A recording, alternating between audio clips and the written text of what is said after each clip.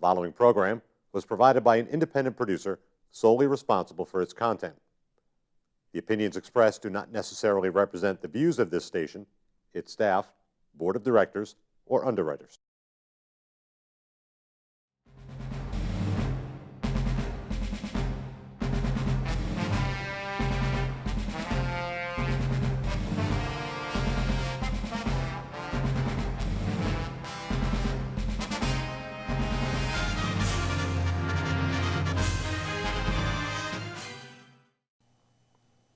Hello again. This is called the Veterans Forum.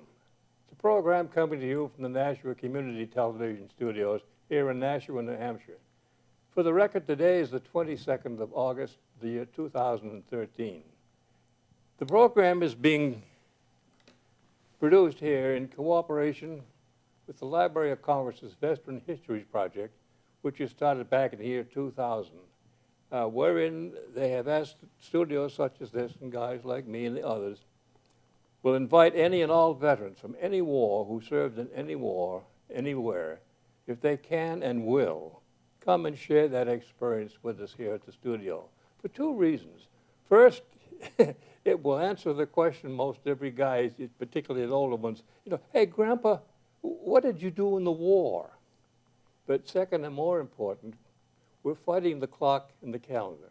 Every day, we are dying off at a rate that's discouraging. And the bottom line is, if we don't tell our story, history as it was made by the people who made it, nobody else will. And that'll be lost forever. And we want to make sure that anybody following us will have a good, clean understanding of what really happened as the people who made it happen. Today, Philip is going to be our guest, if you will. I'll ask him to introduce himself, and we'll take the show from there. Phil, if you would you identify yourself, your full name, spell your last name for the record, and give us your dates of service and your branch of service. Sure. My name is Philip Belmont, P-H-I-L-I-P, last name Belmont, B-E-L-M-O-N-T. I served in the United States Army from September 1st of 2004 until March 3rd of 2009. Good deal. And welcome. We hope you have some fun. Thank you. What I'd like to do so that it makes sense for you and easier for us is to kind of capture how you came to be to it. We know where you are now. But let's go back, for example. Where and when were you born, and what was your life like growing up before you went in the service? What kind of family life did you have? Do you have brothers and sisters? Anybody in your family a member of the service in any branch? Fill us in. Sure. I'm originally from Massachusetts, from Marshfield, Massachusetts. I'm 31 years old. I'm the oldest of three boys. So my parents I had a great relationship with my parents. They were married right to the day my father passed away. So as I said, I'm the oldest. So obviously sports were a huge thing for us. Hockey, baseball, soccer, you name it, we probably played it. Hockey down the Cape? Well, Marshfield's only in just south of Boston. So I know, but okay, I'm sorry. Go ahead. My geography is no good. No, I know. So as a kid growing up, I had a few people that were in the military. My uncle was a Vietnam vet, but really the person that really influenced me was my cousin John. He's older than I am, considerably older. He's about 10 years older than I am. And he went to Panama. And I was probably, they went to Panama I think in 88 or 86. Was he in the Army? He was in the Army. He was a staff sergeant in the Army. And I was just a kid when he left. And that really kind of set me on the path into the military. I was the kid that always played G.I. Joe, in the backyard. And, that's just how I grew up. So seeing John as the example, I always had that feeling that I would kind of go into the military. I didn't realize until later on that that's what I wanted to do, but I really just wanted to kind of be like him. He was a staff sergeant. All I wanted to ever be was a staff sergeant. And that was kind of the example that I came from. So I went to Marshfield High School, graduated from Marshfield High School in 2000. Like I said, I played hockey and baseball there. I then went to college. I went to Curry College in Milton, Massachusetts. I played hockey and baseball there as well. I graduated from Curry with a degree in criminal justice as well as politics and history.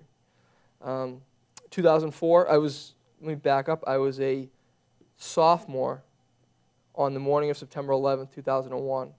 And I walked into my personalities class with Dr. Jack Kahn. It was, I think it was class started about 9 o'clock, so I was probably late going there. And I remember sitting down, and we had TVs in the classroom, Mm-hmm. and it was silent. People were on their phones trying to make calls. We had a lot of kids from New York that would go to Curry. And after that, everything changed. Everything changed after that for me. I joined the United States Army Reserve January of 2002, and then rode my time out. The agreement with my parents was, my father specifically, I was ready to leave school. I was ready to go. I didn't, I felt that this is something I had to do. He told me, essentially, finish college. I just have to see you finish college. That's, my life goal is to see my kids graduate college. So he made me promise him that I wouldn't leave. So I stayed, and then when I graduated from college in May of 2004, I re-enlisted in the United States Army, regular Army. And he and my mother drove me to Fort Campbell September 11th. I got to Fort Campbell September 11th of 2004.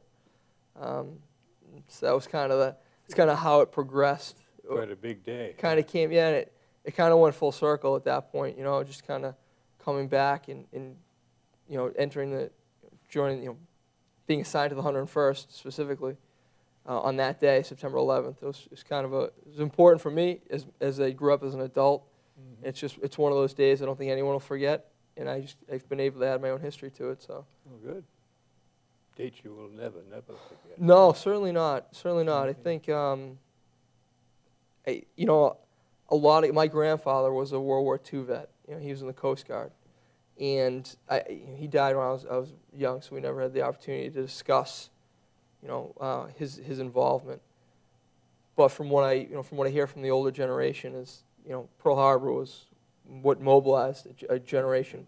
It welded everybody. I like to think that 9/11 mobilized my generation. Would I like to see more? Maybe, but at least I know for a fact that myself and my friends, guys that I was in the military with, that was the catalyst for why we did what we did. Mm-hmm. And it's important for us. It was important for me growing up. Unfortunately, we had to go through that, but it's kind of how you deal with it afterwards. And I'm proud to say that because of September 11th, I enlisted in the Army and went to war and did what I felt was my part at the time. Good. Now, I try to do this with all the guys. What was your first week or so transition from civilian to GI, if you will, as far as boot camp, indoctrination, and how did you feel and react to that? It's different. It's a change, I think. You kind of know what you're going to expect. I had, like I said, my cousin John, he was a big influence, so he kind of would fill me in. I had another cousin, my cousin Paul, who was in the Army National Guard at the time. He filled me in on how it was going to go. But I think ultimately it's a personality type that does well in that environment.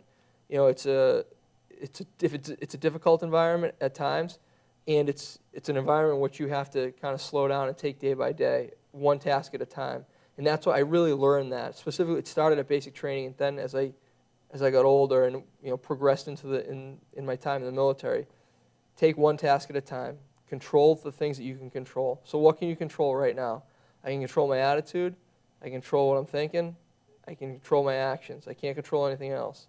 So I'm going to stand here and be quiet with my at the position of attention until they tell me to do something else. Amen. And when they do that, then I'll move on, and then I'll get past that, goal by goal, and then a few good hours lead to a few good days lead to a few good months, and then training's over, and you're on to your next phase of your career. And then the deployments, same thing, day by day. One bad incident happens, okay, we have to move on. We have to do something else. We have to move past this. How are we going to problem solve this? We get that event behind us, we go to the next thing, day by day. So that's really what helped me. And I think being an athlete, playing baseball, and I've said this before, a baseball player goes to bat 10 times, gets 3 hits. The average person thinks that's terrible. But in baseball, you're an all-star. Amen. You have to learn how to 3-point. You have to learn how to adjust, how to adapt. That's why I feel that baseball players do pretty well in the military. The guys that I know, the soldiers that I've had, a lot of them were who are college athletes or athletes in general. They didn't have to be college athletes, but athletes that understand winning and losing. They understand failure. They understand how to fix them, how to help themselves. You know, some guys can and some guys can't, and I get it. It doesn't work for everybody, but the majority of them, the good majority of them that were successful, I always thought that they were athletes, whether it was high school or at any level. It's just the mentality. You know, you strike out, it's fine. You get another at bat. Yeah. You strike out again, fine. You get another, and you Keep trying. You keep going at it, and you hold your head up high. You have that confidence in yourself. And sports are a very telling of an individual. You know, that it shows your true character, and I just feel that that's what helped me specifically in the Army. Sounds good. Now, as you're coming in and becoming indoctrinated and trained, how did you select, or were you selected to be? What was your MOS? How did you start picking your specialty, if you will? Okay, when I sat down with the career counselor at the MEP station in Boston, they said, you know, you have the option to do these jobs, and you know, it was truck driver, water specialist, whatever. And I think the term they used at the time was healthcare specialist. And I was a guy, you know, I'm a young kid at the time. I'm 19, you know, so I wanted to do something that was. You know, Macho. I asked him, well, gee, you know, obviously I had promised my old man that I wouldn't do infantry, but I said, do you have infantry? Is infantry still available? He's like, no, infantry's not available. You can't. No, you can't. You can only do these jobs. It's not on the list. So I said, well, what's this healthcare thing? And he kind of understood. He's like, oh, you'll be a medic. All right, that's cool. He's like, yeah, you'll probably be in the infantry. I'm like, all right, that's cool too. I'll take that. So that's really how it started. There was no special thing. It sounded great. I knew the role of a medic is obviously important, and Amen. I wanted to have an influence. And I wanted to do a job in which I felt strongly about. And my mother's a nurse, so that's kind of how I sold it to the old man. Like, oh, mom's a nurse, and yeah. Just carrying on the family tradition. He looked right through it. He knew it. Don't pull the shade down, yeah, fella. he knew. He's like, yeah, yeah, don't I know con you. a con man. Now, can you give us some of the things that you had to learn or were you introduced to develop your skill and your talent? Essentially, if you take your average paramedic today, think of the guys that work in the ambulance in a city like EMTs? Nashville. Yep, EMTs. Okay. I took the EMT curriculum. So the National Registry EMT curriculum was exactly what the Army did. So what those guys go through, we went through. And then after you finish that and you get your National Registry certificate, there's another section of the course, which is the Army side. They call it the Army side of the house. That's kind of the term they use. And that's more of your medications, kind of working outside of the scope of a regular EMT. So I had to learn intubation, medications, chest tubes, things of that nature, venous cut downs, some medical procedures, general patient care. So I would say the best thing I could explain it to is like take the EMT basic and then kind of advance it a little bit. And that's really what I had to go through. So, and I did that training at Fort Sam Houston. Now, how long were you exposed to that training? Or was it a continuum? That was the initial training was in it was May to September of 2003. That summer of 2003. So between my two years in college. And it's a great time, great environment. Fort Sam's right outside of San Antonio. So Hotter than heck. It was pretty warm, but I turned 21 down there. So you get to celebrate these, milestones, birthdays, the 4th of July down there, seeing fireworks over the Alamo. Just life experiences, and I wouldn't trade it for anything. I would not trade it for anything. It was a great city, great training. I met a lot of good friends. That's really where it started. And then when you get to your duty station, they kind of add different. Okay, now you were there 4 months till May, you said? No, I was there from May to September. May to September. And then where are you next assigned? I'm trying to get a path. Okay. So I did what was called the split option, where you'd go to basic training one summer, you go back to college, go to AIT, advanced individual training the next summer, and go back to college. So after AIT, after medic school, I went back to college for my senior year. That was at Curry? That was at Curry. Okay. Graduated from Curry. I then got out of my reserve contract, signed a contract with the regular Army, and then went to Fort Campbell in September of 2004. For more advanced training? That was my assignment, my duty assignment. Okay. That's where I was stationed. After I got out of my reserve contract, I was stationed at Fort Campbell. So, Now, you said you didn't have any infantry training, but would you train to use small arms, rifles, and all that kind of stuff? yes. I said the regular infantryman. Yeah, basic training. The concept is basic training. You use the basic skill set. Rifles, grenades, movement, tactical movement. That really gets those skills are better developed at your permanent duty station when you get into your regular unit and they start to, because every unit's going to do things differently. Tactics change from unit to unit, so that's really where you get it. You get that basic training out of the way, and then your unit kind of molds you into what they want you to be. Okay, So that's we're really now where in the 101. Yes, so like I said, I was assigned to the 101st. So when I got there, I was then sent to the 101st is split up into 4 brigades, combat infantry brigades. I was in the 3rd Brigade, which is the 187 Infantry Regiment. And then in that regiment, I was assigned to the Field Artillery Battalion. So there's 3 infantry regiments. There's 3 infantry battalions. Were you the one medic for the 3, or No. each one had their own? They all have their own. I was assigned to a medical platoon in the Field Artillery Battalion. So I had, with me there were 15 other medics. Okay. By then you got any stripes? No, I was still a specialist. I didn't get promoted until I was promoted to corporal August 1st of 2005, and we went to Iraq September of 2005. Okay. Now, that's the fun we'd like to begin, because the 2 tours, I'd like to try to cover both Sure. of them if we can. If you will, kind of walk us through how you felt when you finally found out you were going to be posted to Iraq. How you got there, anything good or bad happen en route that you'd like, Sure. little funny stories Yeah. that make it human.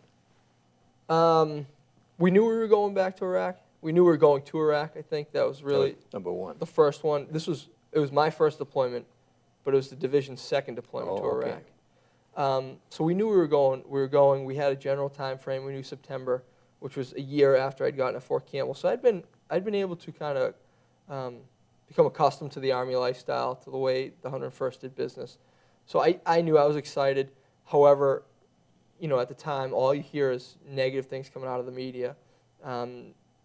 Soldiers getting hurt, soldiers getting killed. Mm-hmm. So you have that apprehension. I was pretty apprehensive at first. You just don't know. You don't know how it's going to go. You don't know if you're going to come home. Yeah. And it's unfortunate, but that's the truth. There's no guarantees. So I was nervous. I think everybody was nervous. You have to be. Anyone that tells you they weren't nervous The liar. is a liar. Shoot. Yeah, they're a liar. Unfortunately, at the time, my father was sick, so I was kind of dealing with a lot of that too. From back home, he was very ill at this point. This is when you were preparing to go over? Yeah, I was preparing to go over to Okay. Iraq that summer. That's a load to carry. Yeah, wasn't doing very well. So we had I kind of had to juggle that.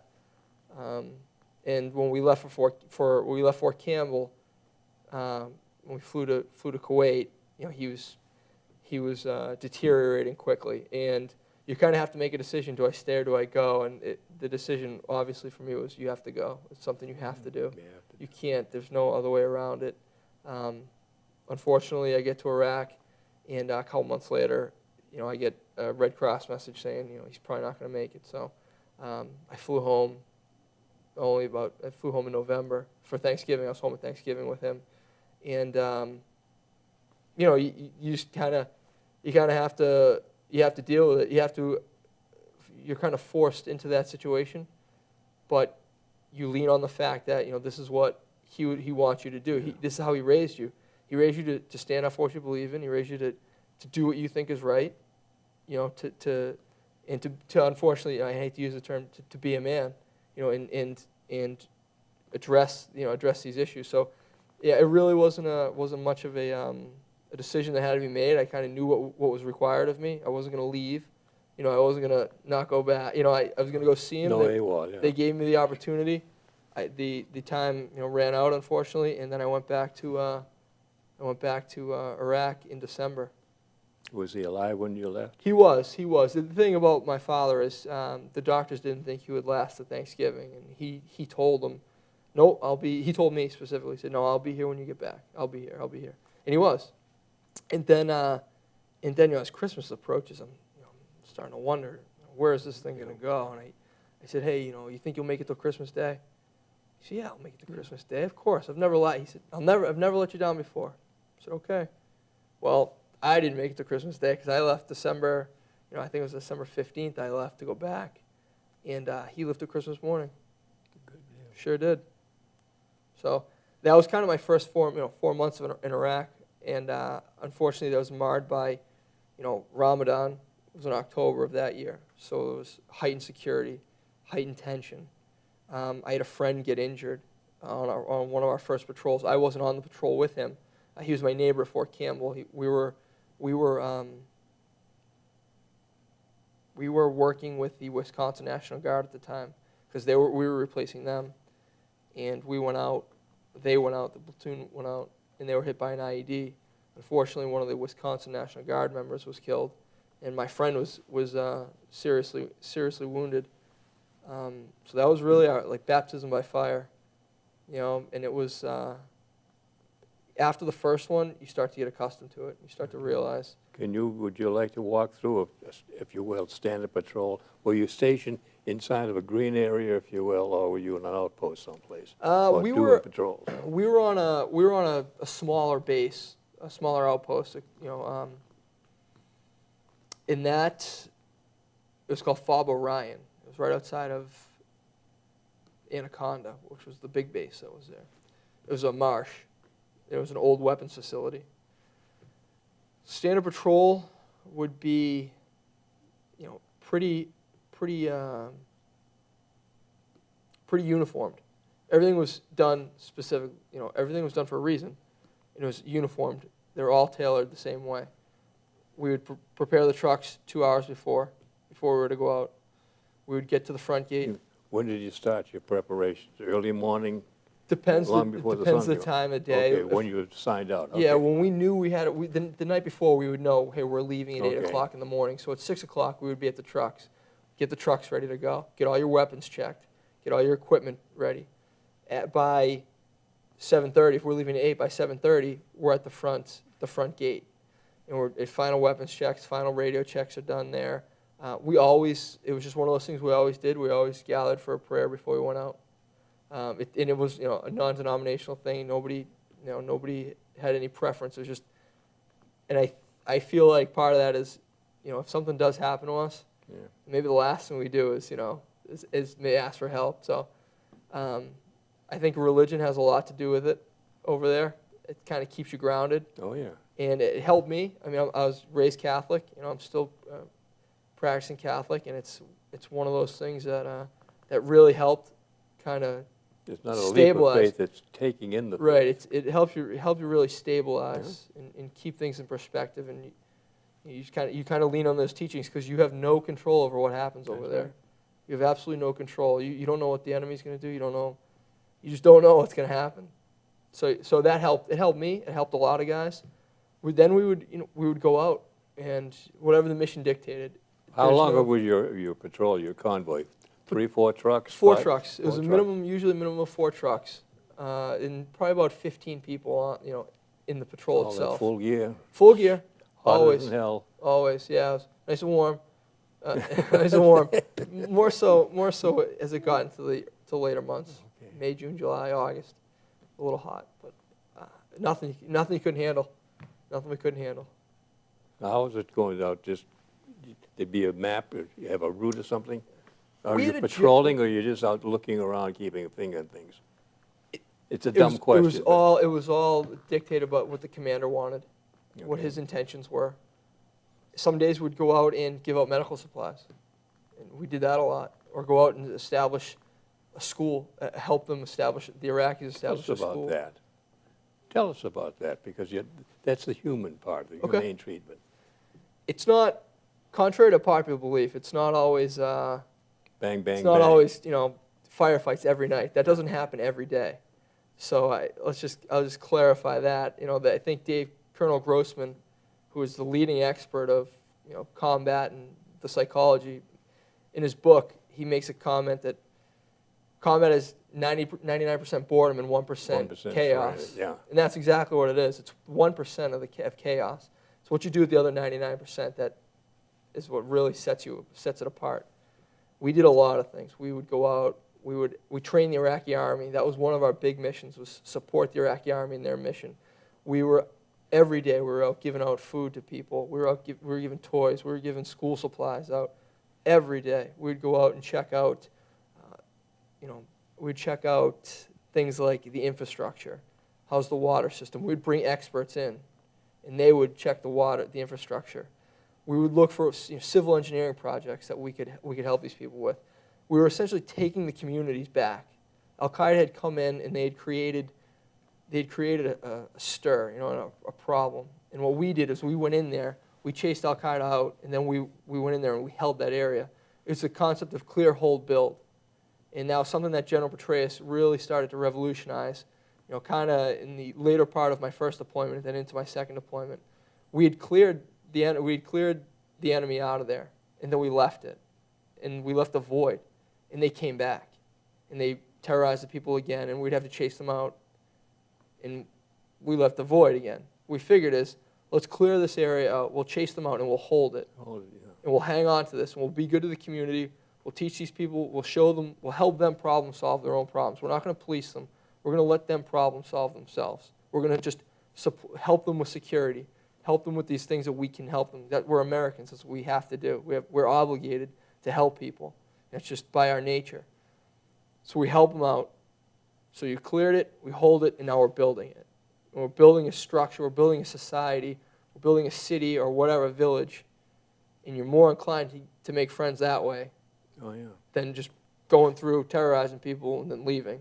You ever have the feeling that they, in turn, respected you and were thankful for what you've done? Absolutely. The question I keep seeing in this newspaper stuff, the way they had used kids as suicide bombers, Yep. if you will. Yep. And the idea, how do you differentiate as this friend or foe, as some 10-year-olds coming at you? Yep. Do you ever have that experience? I did not have it with a child, in that context. I think we would have to, unfortunately, we would profile to a point, I think. You military-age males were usually your people of concern. So that was always something, but there's no way you can control that. You can control it in your own perimeter, but when you're out on the street, if someone's going to do something to you, You're going to get it's it. by the grace of God that you survive. It's not by anything else. I mean, there's no two ways about it. Right place, right time, and doing what you got to do. I mean, there's really no rhyme or reason to why I think these things happen. You can take measures to prevent that, and we did that. With patrols, we wouldn't let vehicles into our patrols. We'd try to keep them back.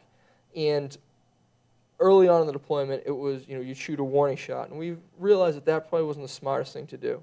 So we started getting, the Army came out with these laser pointers, these green lasers, and we would use that. And that usually kept people away, or even spotlights kept people away. It was because we're having it was a miscommunication. They weren't realizing that we were Helpful. Well, yeah, they didn't realize that they were encroaching on a patrol. Okay, all right. And so eventually you go through these non-lethal means of getting that message. And once we started doing that, we really didn't have many problems with them. And contrary to popular belief, the last time you fire, the absolute last thing you want to do is fire your weapon at somebody. That's the absolute last thing you want to do. So every time we had to do something like that, strictly to keep people back, it certainly had to be a calculated risk, and we realized that wasn't necessary at times. There were times for it, and there were times weren't for it. But 90% of the time, we could have done it with other means, and we started to do that using sirens, using the green laser, using the flashlight. And once we did that, we really had limited problems with the populace kind of integrating into our patrols. But when you're on foot, and we were on foot a lot, walking through the towns, I mean, you're there. Good luck, Charlie. Good luck. You know, and I was fortunate. I was in a lot of different places. One city that I was in was the city of Adijal. Adijal is where Saddam Hussein, back in the 80s, there was a assassination attempt on his life. I think it was about 83 or so. Oh. Saddam went back in there a couple days later and unfortunately killed a bunch of people in that neighborhood. So and that's one of those things. I was a history major, so that's one of the things I learned about in college. You know, Saddam Hussein and what he had done to his people, and now I'm walking through the city that he did it in. You know, and the deja vu. And you're living history because back in my lifetime, this had happened. Now here I am in a city that has been liberated of this guy, and we're still kind of in the transition phase. So they're still skeptical of us. We're still skeptical of them, but they knew Saddam wasn't coming back, and they had essentially been liberated. It wasn't like the videos and pictures we had seen of World War II. You know, when they're going through Holland, you know, especially the 101st. You know, they go through these cities and there's people all over them and thanking. It wasn't so much like that, but you knew that they were at least thankful because we never had any issues in the city. Good. So that was kind of our way of knowing that we didn't have to worry. Not that you didn't have to worry, but we'd never had a problem in that town. So there's obviously no animosity. Have you ever used the people, the natives, if you will, as G2 to try to find out where the other guys are? Yep, absolutely. They did that all the time. That was a little bit beyond my scope. I mean, I was out to, you know, be nice to people and give out Flintstone vitamins to them, you know, and Band-Aids. But we were very fortunate to have a very good intelligence base, and those guys would come in and, you know, they would be able to do that.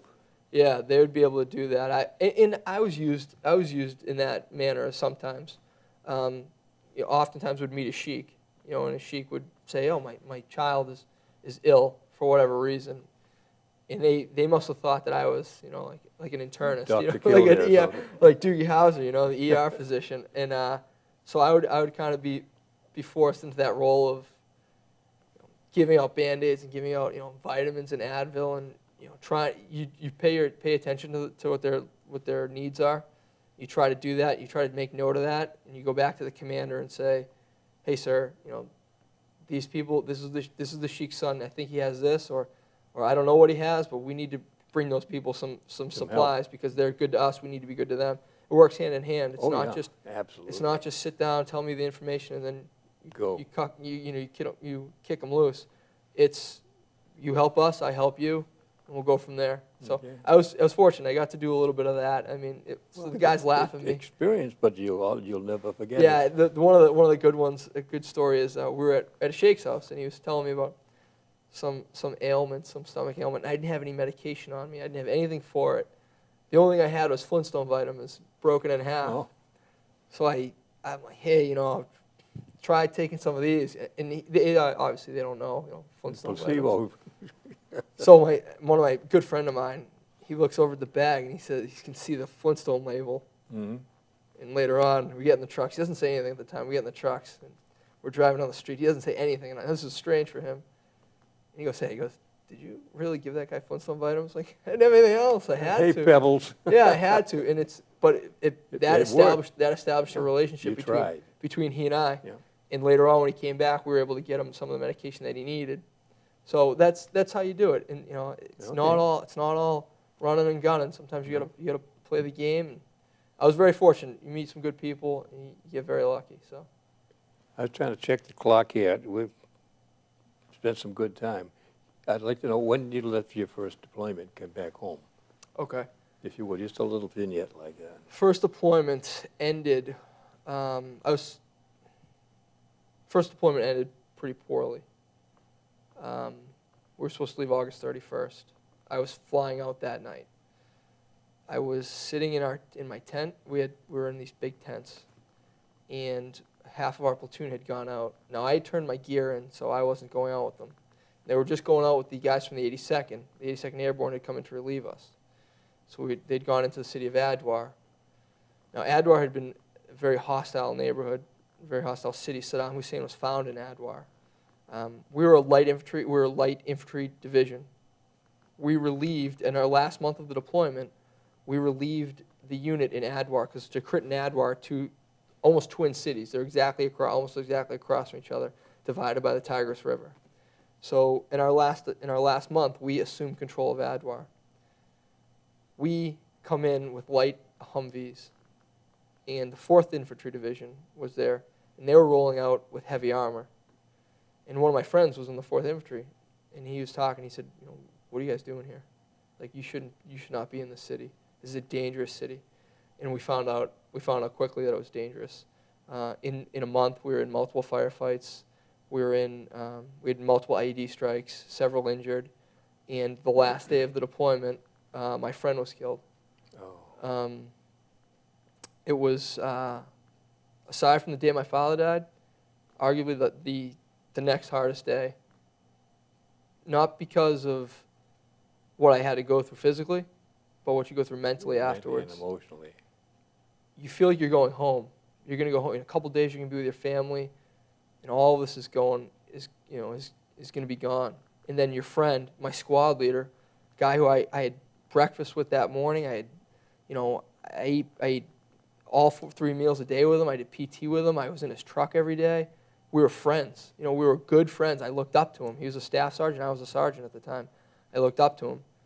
They go out, and then about noon, I start to realize something's going on. They should be home. We should be going to lunch. They come back, and the first sergeant comes down and asks to speak to everybody outside, and that's what he told us. This story. Staff Sergeant Deason had been killed. Is that the fellow we have a picture of? Yes, I do. I'd like to show it if I may. We'll have a good clean shot for the folks, but that's your boy. Yes, that's Michael Deason. In this picture, he's 28. He was a staff sergeant. He was a squad leader. He was my squad leader. He's my friend. He's father of 2 children, and just a great guy, a great all-around guy. Was he also slated to be coming home too? Was that Yep. his last patrol? It was. It was Was the his last, last patrol? maybe the last 20 minutes of it. Oh. So so from that point on, we spent 3 or 4 days still at that point in Iraq. They stop us from going home because obviously they want to go through they want to try and find who did it. They don't send us back out because I think they knew had they sent us back out, it'd probably be he was very popular. He's a very good guy. We liked him a lot. It probably wouldn't have been a good idea to send us back out into that city. So I pretty much go through a haze for 4 days, wandering around the base. We all do. And I remember one of my friends said to me, as we're flying out, he said, it's like we're leaving him here. And that's something that I remember specifically, it's like we're leaving him here. That's what it felt like. So you get home, I get home, and you're supposed to be happy to be home, and we're not. And I think part of that is what happened with him. Some of that with what happened with my dad prior to that. Just things have changed. Things are different. And that was kind of the tip of the iceberg for a lot of us. You get home, and I remember walking through the big, at the ceremony at Fort Campbell. My mother's there, and she's like, you don't look good. She knew, my wife knew. My mother-in-law was there, and they knew something was wrong. We were still mourning. They were celebrating us coming home, but we were mourning, and we didn't get the chance to. And that really, for the year that followed, that for a couple months, that really didn't sit very well with a lot of us. It didn't sit well with me, and I kind of struggled, not with my professionalism, but I kind of struggled with where I wanted to go with this now. What is this worth it? And I started to question myself.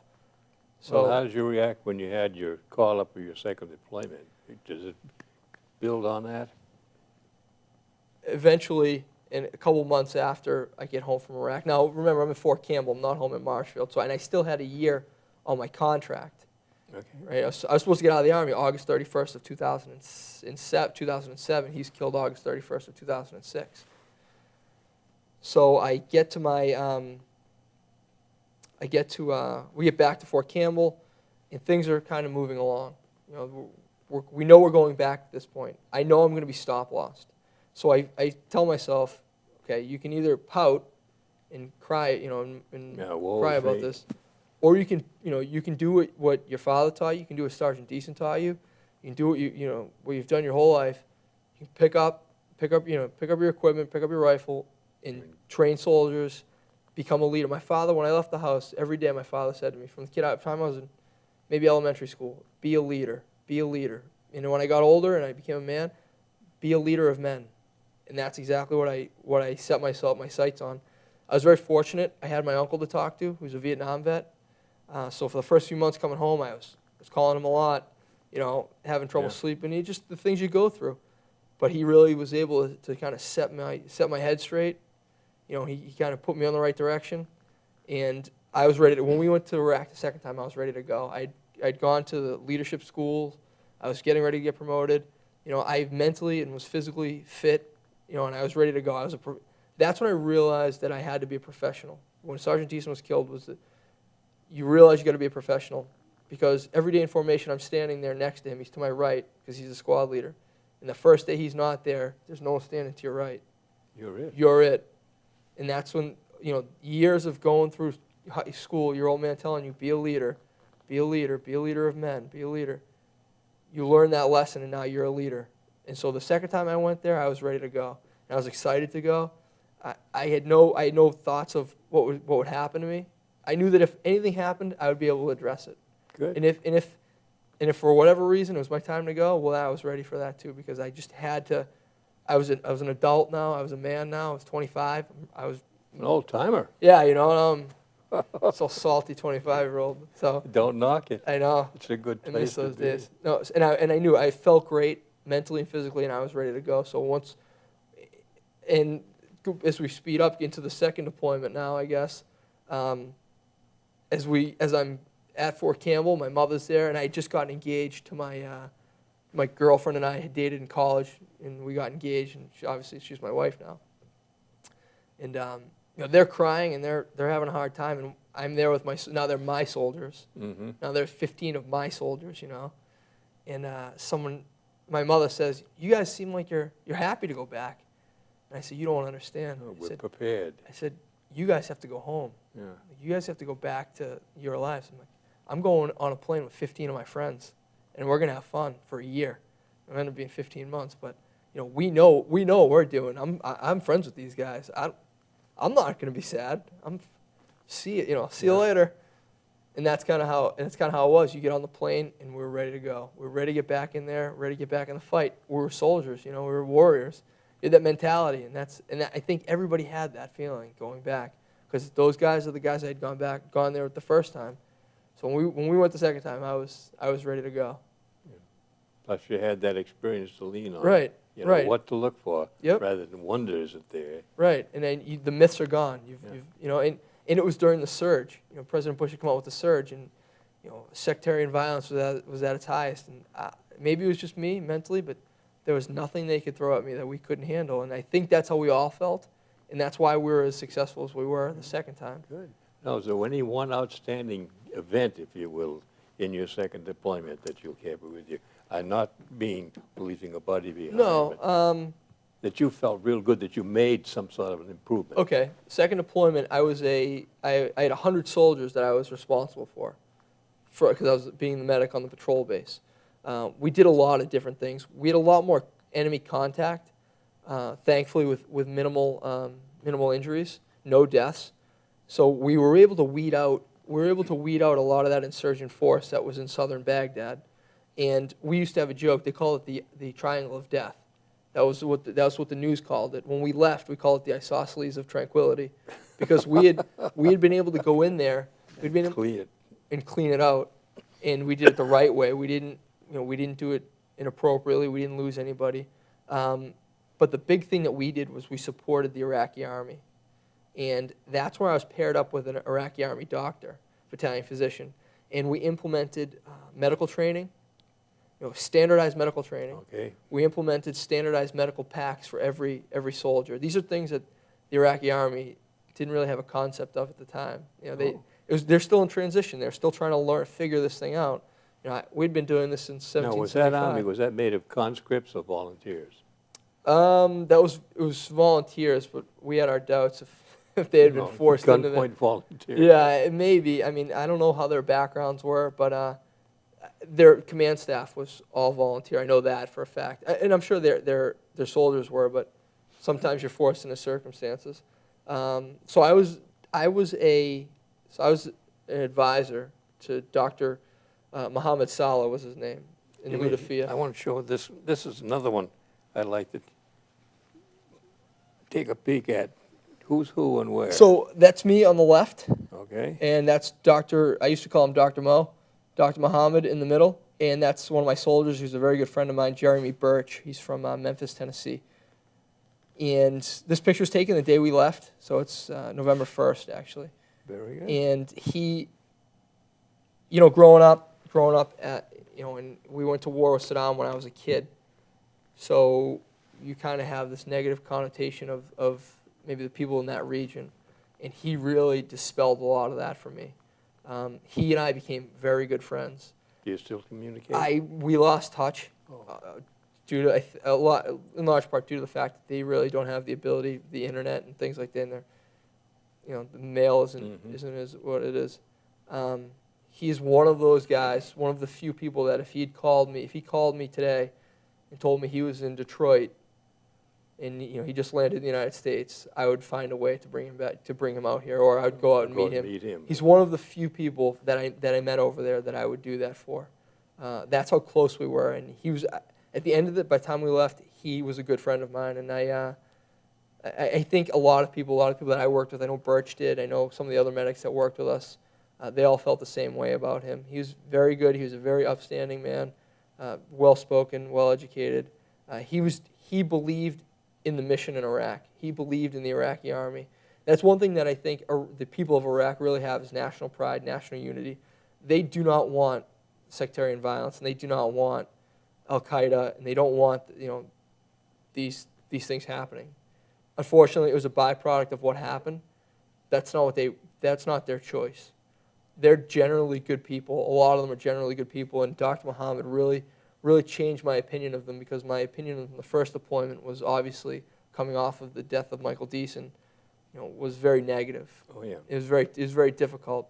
Thankfully, I was put in a position where I could be paired up with Dr. Muhammad, and he changed a lot of that. And I really kind of understood who he was and their background and what they're about, and he really put a face on it for me.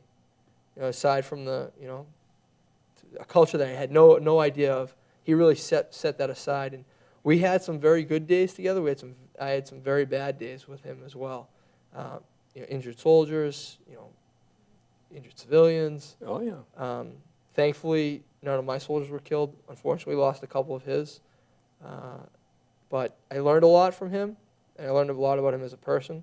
And I'm certainly, I can tell you right now, I'm better for it, for having being working with him. I'd like you to.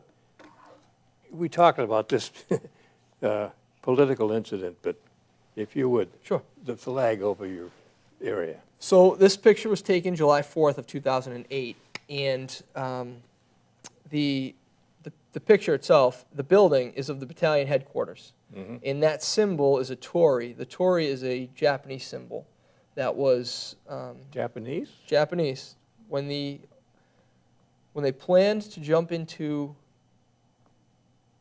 Tokyo, they were planning to jump into Tokyo. 101.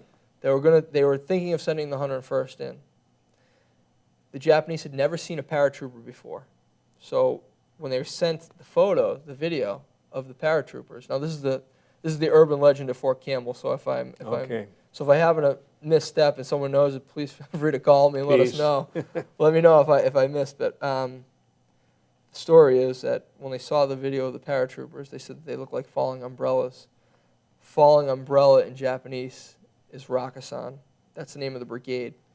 Over time, that has become to mean air warrior, or warrior from the air.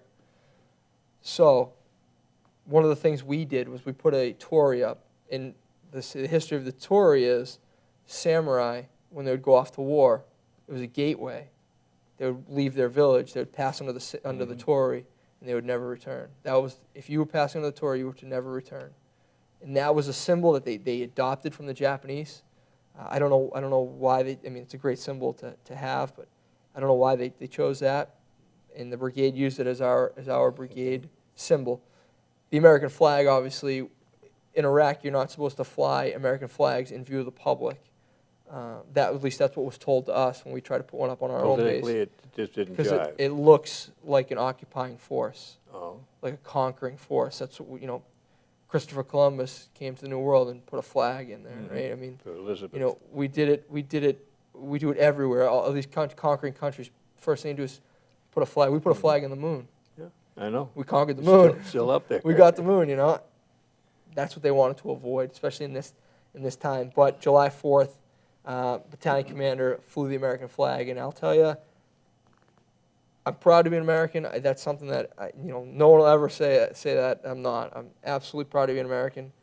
And when I saw the flag flying July 4th on that base, that was the ultimate sense of pride for me. Yeah. It's just something. I mean, it's just something you'll never forget. You'll never forget seeing that. And every July 4th, I think about it. This picture is on my desk at home, and this past July 4th, I took the time to email my battalion commander, his name Colonel Zemp, and just to thank him, because that really, I think that every 4th of July, this picture, what it felt Wonderful. like. I can't put into words. I wish I could, No? but that's really it. That's another major event for me. Thank you, sir. Oh, my goodness. Do you realize we've just about shot an hour? Yeah, I know.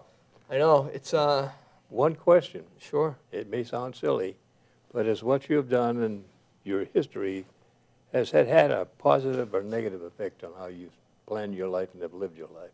It's had a positive effect. I would not be who I am today if I hadn't joined the Army, and if I hadn't gone to Iraq and done the things that I was able to do. I mean, as we were talking about before, my own daughter is named after, in respect of one of my friends. So the story goes, back in my first deployment, one of our vehicles had been hit by an IED, and where it was situated on the canal, we had to skirt the canal and cross the river to get to it. I had all of my gear on and my bag on my back, and my friend, the guy who I was with, his name is Brent Keaton. He was in front of me, and as we're running across this river, he says, "We got to go in here. It was the most shallow point. We have to get across." He turns to me and says, "Stay on the rocks."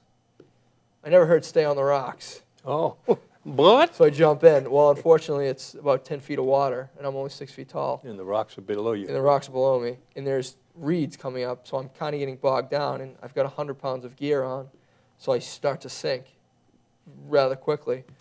And I'm doing everything I can. I yell to him. I see him, and the only thing I can really remember is him standing on the bank, and and it's probably the size of probably 15 feet from me to him.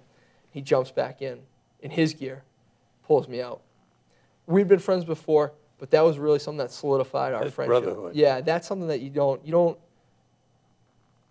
get that everywhere.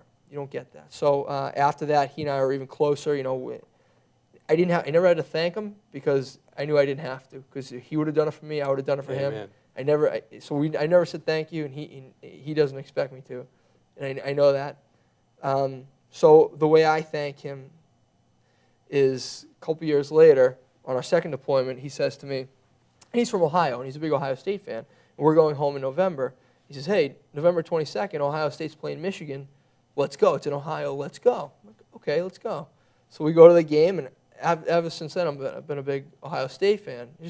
You have to have respect for an institution like that. It's the biggest state school in the country, great football program, great sports program. They have all kinds of alumni, famous alumni from there. So I've always been an Ohio State fan. So that's November of 2008. So after that, I'd always been pretty big on Ohio State. Well, I get married in September of 2009, and Brent has now moved, and his wife and kids have now moved to Fort Sill in Oklahoma.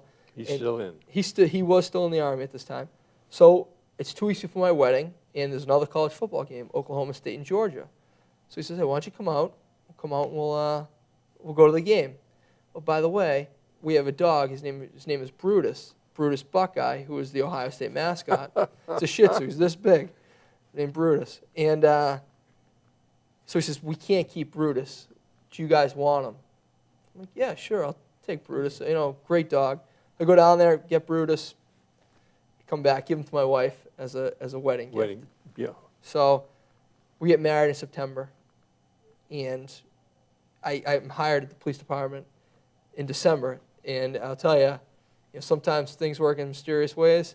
I'm hired December 21st by the Nashville Police Department, and I had been married, like I said, married in September, hired in December. And my wife and I are talking about, children, and when do you think we'll try to have kids? Oh, a couple years. Well, Whoops. New Year's Eve of that year, she tells me, she's pregnant. So now I'm thinking, okay, I'm preparing for a boy, because I'm thinking it's got to be a boy. It's going to be named after my father. Absolutely. Masochist. Absolutely, right? It's going to be a boy. I know it's going to be a boy. It's a girl.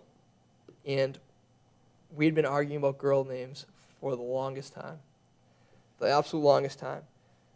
And so finally, about 2 weeks before she was born, and she was born August 26th of 2010, so It's close. very close. So she'll be 3 soon. Oh? Yeah, and so we're arguing about names. We have no idea. It's maybe a week or two before the baby comes, and she says, I have one name in my head, and I kind of had it in my head too. She said, I have one name in my head. Tell me what you think.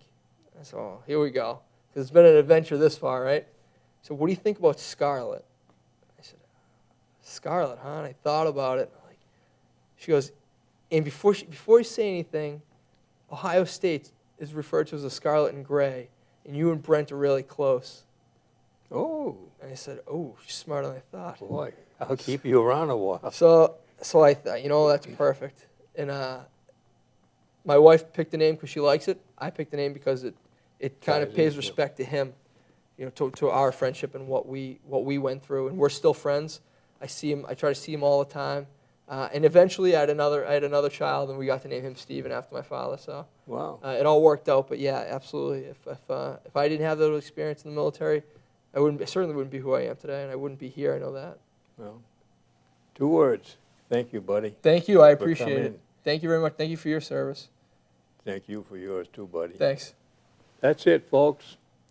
If you have a story to tell, you guys and gals, particularly non-vets if you can, come and see us. We'll do all we can to make it worth your while, but also to fill in some of the void that I know has to be taken care of. Again, we thank you for watching, and stay healthy.